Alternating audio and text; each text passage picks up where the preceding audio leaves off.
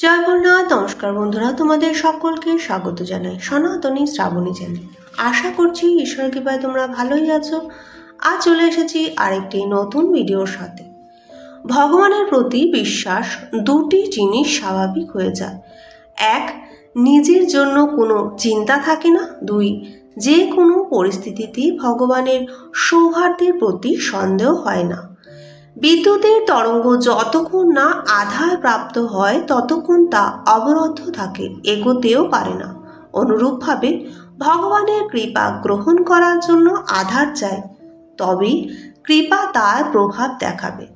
আধার না থাকলে ভগবানের কৃপা টেকে না, ফেরেও না। ভগবানের কৃপাকে প্রকট হতে দেওয়া এবং তার স্থির জন্য আধার দেওয়া হলো মনকে ভগবানের প্রতি উন্মুক্ত করা, মনের মধ্যে তার জন্য আকাঙ্ক্ষা সৃষ্টি করা। সাধকের উচিত ভগবানের কৃপার প্রতি ভরসা রেখে নিজে নিশ্চিন্তে থাকা। তিনি যদি নিজের মনের কল্পনা অনুসারে ভগবানের কৃপার পরীক্ষা করতে চান, তাহলে তিনি কখনোই ভগবানের কৃপার রহস্য বুঝতে পারবে না। বাইরের পরিস্থিতি, বাইরের ক্রিয়া এবং বাইরের বস্তুর ভগবানের কৃপার পরীক্ষা হতে পারে না। কৃপা হলো অন্তরের বস্তু। কেবল হৃদয়ই ভগবানের কৃপা অনুভব করতে পারে। যাদের জীবনে ভগবানের আধার নেই, তাদের স্থিতি পশু পক্ষীর চাইতেও নিম্ন। বর্তমানে মানবকুলের কিন্তু এই অবস্থাই হয়েছে, সেই জন্য জগতের এই দুরবস্থা। সুতরাং বন্ধুরা, ভগবানের ইচ্ছা করা উত্তম। তিনি যা ভাববে তোমার জন্য ভালোই ভাববে, তিনি যা করবে তোমার জন্য সেটা মঙ্গলই করবে। কিন্তু তার প্রতি বিশ্বাসের আকাঙ্ক্ষা করা আরও উত্তম, এবং প্রেমের আকাঙ্ক্ষা করা এর থেকেও উত্তম। বস্তুত ভগবত প্রেমের আকাঙ্ক্ষাই হলো সর্বোত্তম। আমাদের যে সাধন ভজন করতে হবে, কিন্তু সাধন ভজনের বিনিময়ে আমরা ভগবানের উপর অধিকার স্থাপন করব, এরূপ কখনো মনে করা উচিত নয়। কোনো সাধনার দ্বারাই ভগবানের মূল্যায়ন হয় না। ভগবানের কৃপাতেই আশ্রয় করতে হবে। প্রকৃতপক্ষে ভগবান কৃপাপূর্বক নিজেকে ভক্তের সম্মুখে প্রকাশিত করেন।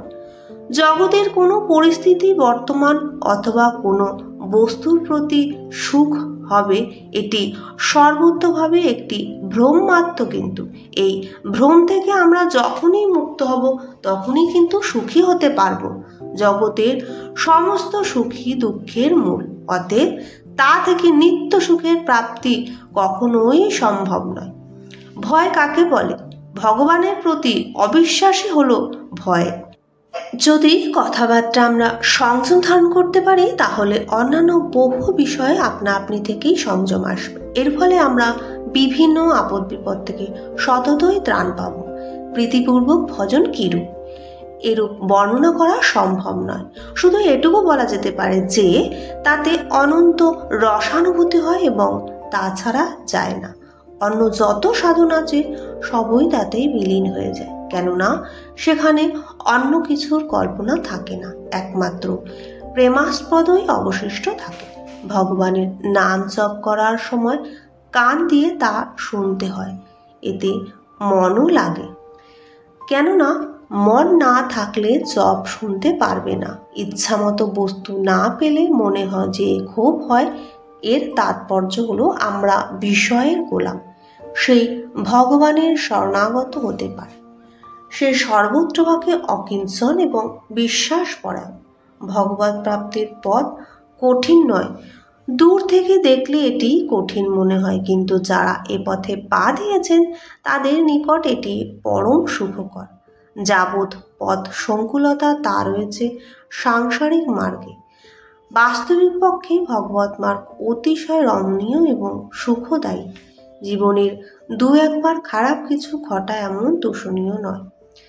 প্রায় সকলের জীবনে এই বিষয় হয়েই থাকে, কিন্তু খারাপের প্রতি ঘৃণাবুদ্ধি যাতে নষ্ট না হয়, এটি জীবনে যাতে টিকে না থাকে, এদিকে শুধু সমাধান থাকতে হবে।